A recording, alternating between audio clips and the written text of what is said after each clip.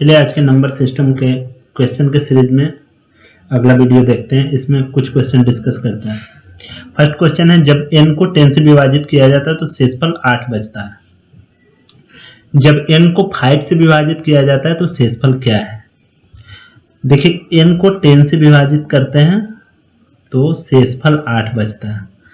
स्वाभाविक है, जो संख्या अगर 10 से कटती है वो 5 से भी कटेगी।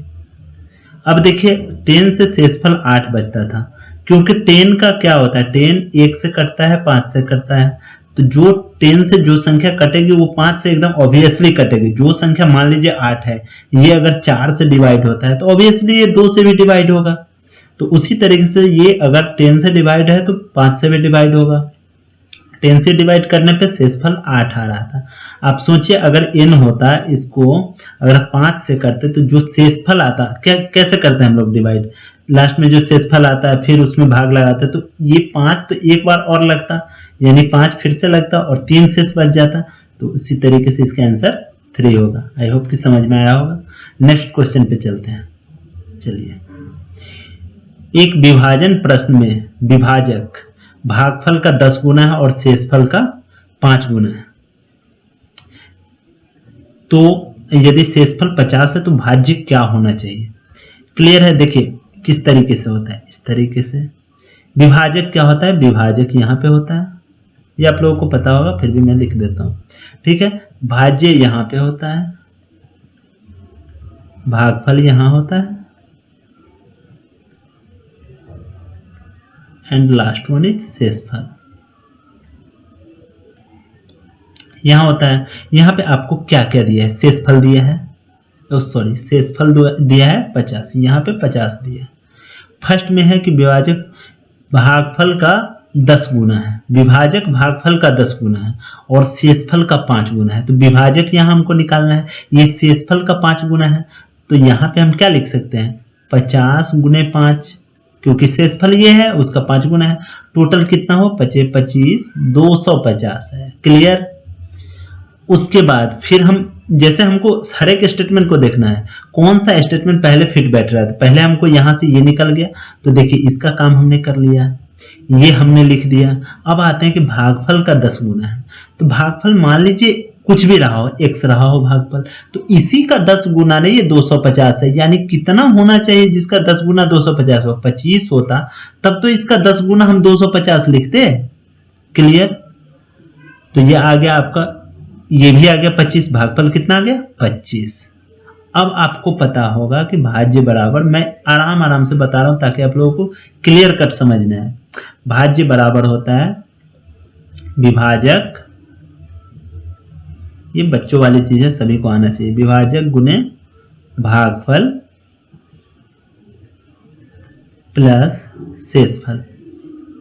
एक चीज आप लोग समझिए, अगर अचानक से कोई पूछ दे तो ये नहीं समझ में आता है, लेकिन अगर आप इस तरीके से लिख लेंगे, क्वेश्चन बनाना आपको किसी को बताना तो है नहीं, तो आप आराम से इसको लिख के इस तरीके से बना सकते हैं। आसान तरीका हमने बता दिया।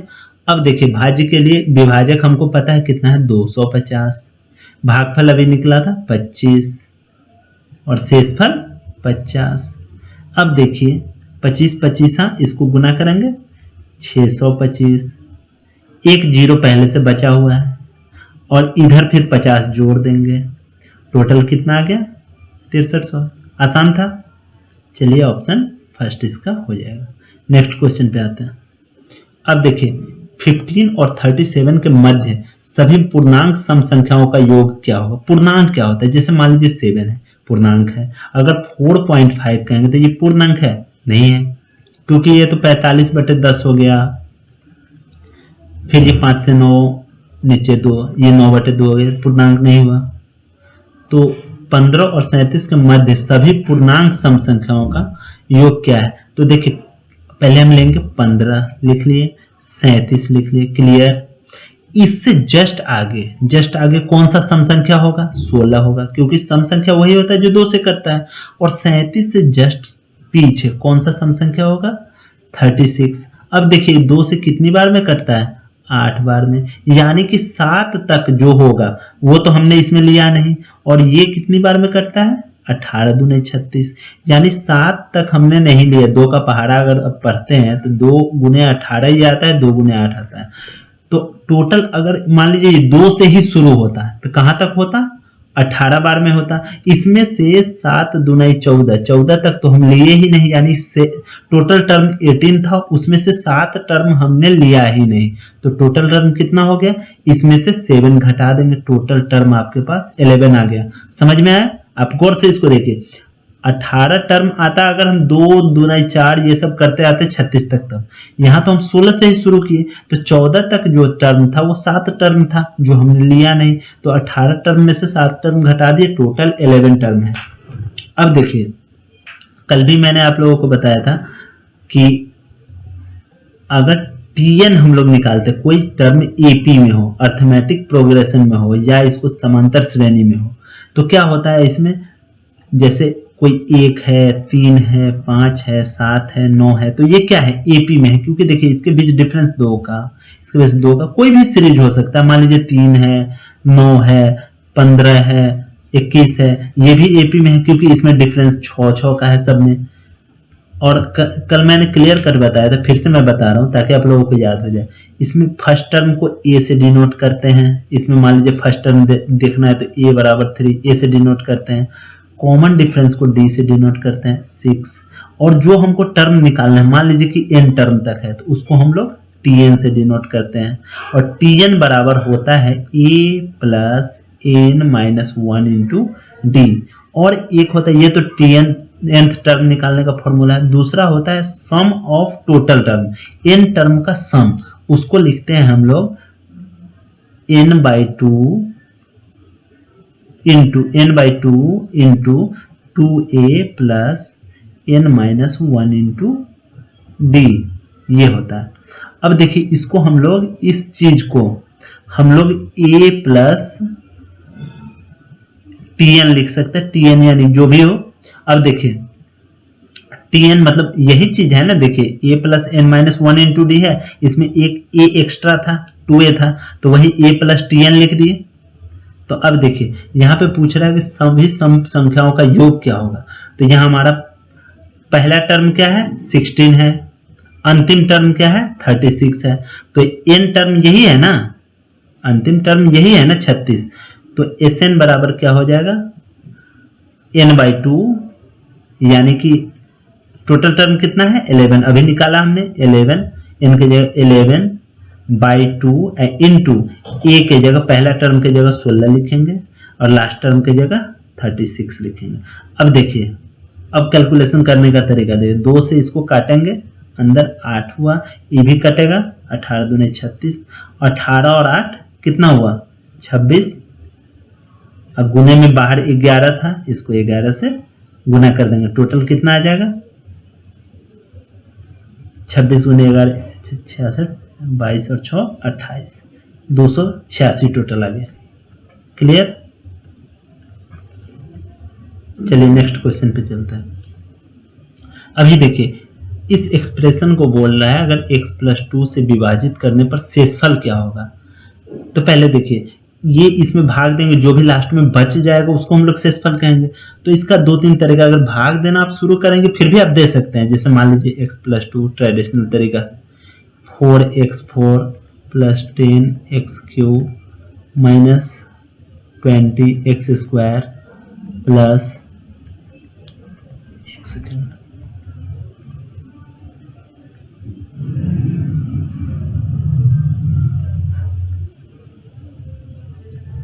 देखिए अगर हम लोग x प्लस 2 से भाग देते हैं, उसमें 4x4 plus 10x³ minus 20x² plus 90, तो इसमें क्या करेंगे हम लोग, पहले x³ से गुना करेंगे 4x³ से, तो क्या होगा 4x4 प्लस 4 दूने 8, 8x³ ये आएगा, फिर ये ऐसे ऐसे कट जाएगा, जब माइनस माइनस करेंगे फिर ये 2x³, इस तरीके से बचता जाएगा और हम लोग भाग देते जाएंगे। फिर हम इसको 2x² से भाग गुना करेंगे, इसमें फिर ये लिखेंगे। इस तरीके से बहुत टाइम लग जाएगा। लेकिन एक इसका आसान सा तरीका निकालेंगे, या तो x प्लस 2 बराबर 0 करेंगे, x इक्वल टू -2। अब x के जगह जितना हमको लिखना है, मान लीजिए 4x4 था तो x के जगह पे हम -2 रखेंगे, फिर वैसे भी निकाल सकते हैं। और एक आसान तरीका बताते हैं, ऐसे करके जो भी आ जाएगा हमारा वैल्यू वही हो जाएगा रिमाइंडर। एक और आसान तरीका ये है कि हम x प्लस 2 के टर्म में इसमें जितना ला सकते हैं उतना ला के उसके बराबर 0 कर देंगे, जो टर्म बचेगा उसमें हम x का वैल्यू -2 रख देंगे। ठीक है, तो इसके लिए हम करते हैं, देखिए 4x4 है, ठीक है, इसको अगर हम करते हैं यहाँ पे 8x³ करते हैं, ठीक, फिर बच जाता है 2x³ हमारा बच गया। फिर इसका भी दोगुना हम करते हैं 4x²। अगर 4x² अगर हम एक्स्ट्रा लिए हैं और यहाँ पहले से -20x² है, यानी कि -24 हमको करना पड़ेगा, क्योंकि प्लस 4x² एक्स्ट्रा लिए तो उसको बैलेंस करने के लिए हमको माइनस में 4 एक्स्ट्रा जोड़ना पड़ेगा, फिर 90। अब देखिए यहाँ पे 4x³ अगर आप कॉमन लेंगे तो क्या बचता है, x प्लस 2 बचता है। फिर यहाँ अगर आप 2x कॉमन लेंगे तो क्या बचता है, x प्लस 2x² अगर कॉमन लेंगे तो x प्लस 2 बच जाता है, -24x² और प्लस 90 बचता है। अब देखिए x प्लस 2 ये दोनों में आ गया तो इसके जगह पे हम 0 ऑब्वियसली लिख देंगे, क्योंकि यहाँ पहले से हमने देख रखा है। तो ये टर्म और ये टर्म तो 0 हो गया। अब हमारे पास -24 बचा, इसमें x के जगह -2 का स्क्वायर करेंगे प्लस 90। अब देखिए -24 और गुने 4, -24 गुने 4, इसको अगर करते हैं और प्लस में 90 क्या आता है। अभी इसको हम यहां लेके चलते हैं, 4 चौक 16, 4 दूने 8 और 1 9, ये माइनस में है और ये प्लस में है। अब देखिए आपका -6 आ गया आंसर। तो ये आसान तरीका है, ऐसे करने में टाइम लगेगा, ये -2 का वैल्यू रखने में ज्यादा टाइम लगेगा, इसलिए हम लोग इस तरीके से इसको पहले ही हम लोग 0 करने की कोशिश करेंगे और आसानी से आंसर ले आएंगे। चलिए नेक्स्ट क्वेश्चन देखते हैं। एक समांतर श्रेणी का पहला और अंतिम पद 3 और 47 है। चलिए कोई एपी में है टर्म, समांतर श्रेणी को अर्थमेटिक प्रोग्रेशन कहते हैं, ठीक है। फर्स्ट टर्म हमने पीछे भी बताया कि फर्स्ट टर्म को ए से डिनोट करते हैं, और अंतिम पद को एल से डिनोट करते हैं, 47 है। यदि इसमें 15 पद है, यानी कि n का वैल्यू हमारा क्या है, 15 है, टोटल 15 टर्म है, तो श्रृंखला का योग क्या होगा। पीछे हमने बताया Sn इक्वल टू होता है n/2 a प्लस l। अब यहां देखिए n/2 के जगह 15/2 3 प्लस 47, ये हो गया 15 गुने 50/2, 15 गुने 25 कितना आएगा, 25 पंचे 100/100, 25 और 10 35, सॉरी 25 पंचे 100, हाँ सॉरी 12 आएगा, 25 और 12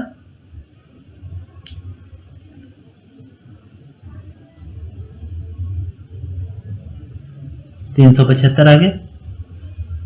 चलिए ये आसान था, बन गया होगा।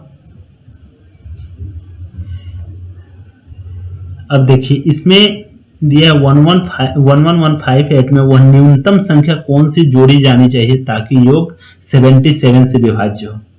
पहले हमने बताया है कि किसी भी संख्या, मान लीजिए कोई बोले कि 77 से डिवाइड होने के लिए क्या कंडीशन होना चाहिए, सिंपल सा है, 77 से डिवाइड होने के लिए इसका फैक्टर क्या क्या है, 7 है और 11 है, यानी कि वो संख्या 11 और 7 से टोटली कटना चाहिए। तो संख्या हमारे पास क्या है, 58।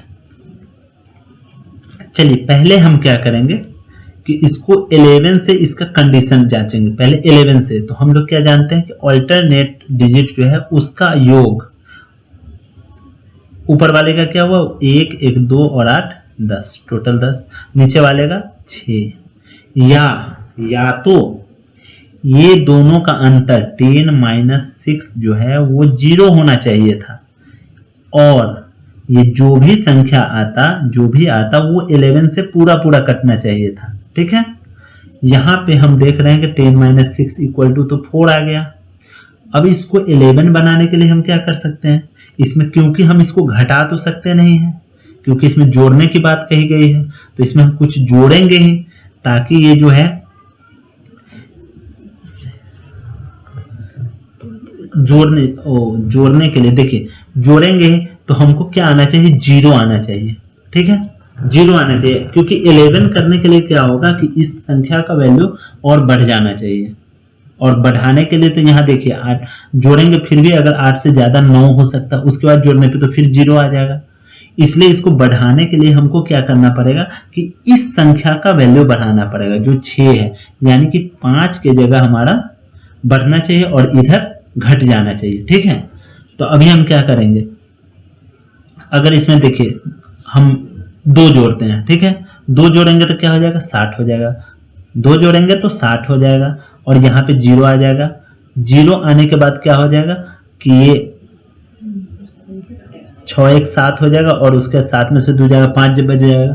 तो फिर से हम इसको करते हैं, मान लीजिए कुछ भी हम जोड़ेंगे तो मैक्सिमम क्या आ सकता है, क्योंकि हमारे पास ऑप्शन क्या है, एक एक डिजिट का है, एक एक डिजिट का है, तो हम 2 डिजिट तो जोड़ नहीं सकते हैं, तो इसलिए मैक्सिमम 6 ही आएगा, मैक्सिमम यहाँ 6 आएगा। तो अभी क्या हो गया, 6 1 7 हो गया, हमारे पास 7 हो गया, और ये जो है ये भी मेरा 7 होना चाहिए, ताकि 7 माइनस 7 0 हो जाए। तो इसको 7 होने के लिए क्या होगा, 1 प्लस 1 2, और यहाँ मेरा बचता है 5, यानी कि यहाँ मेरा 5 होना चाहिए।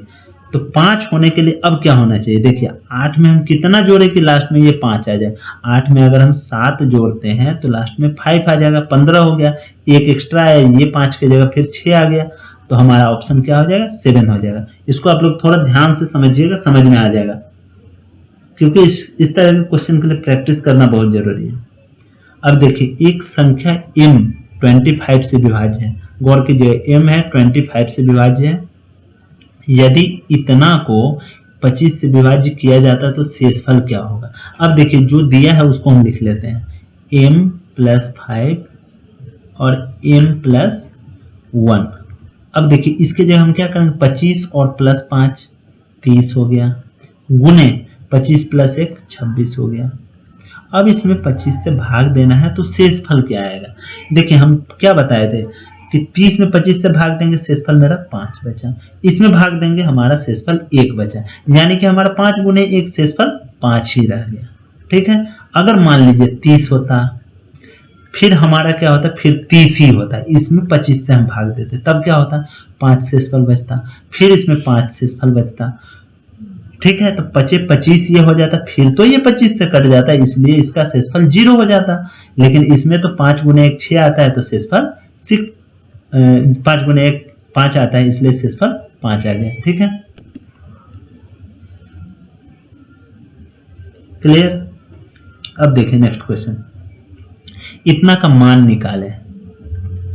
अब देखिए यहां हमको क्या करना है कि ये सिंपल से सॉल्व करेंगे, आ जाएगा। देखिए ये 16 है, माइनस ब्रैकेट में है, अभी हम छोटा छोटा को पहले करेंगे, a प्लस 1 a माइनस 1। आपको पता है कि a plus B into A minus B क्या होता है, A square minus B square. बहुत ही धीरे धीरे मैं बता रहा हूं ताकि क्लियर कट सब कुछ समझ में आए।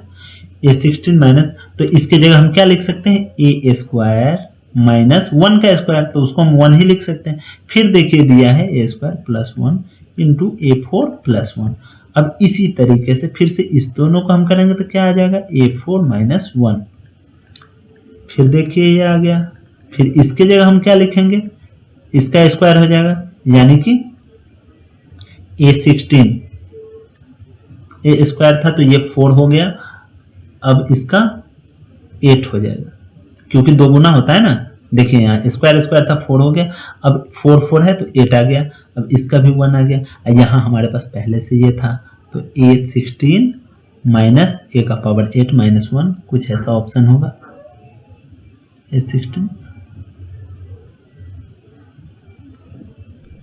हाँ, यहाँ पे दिक्कत ये हुआ कि हम ये जो लिखे तो ये ब्रैकेट में है ना, इस चीज को ध्यान देना था।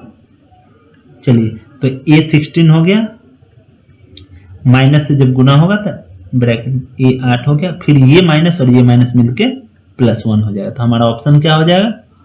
दूसरा। क्लियर?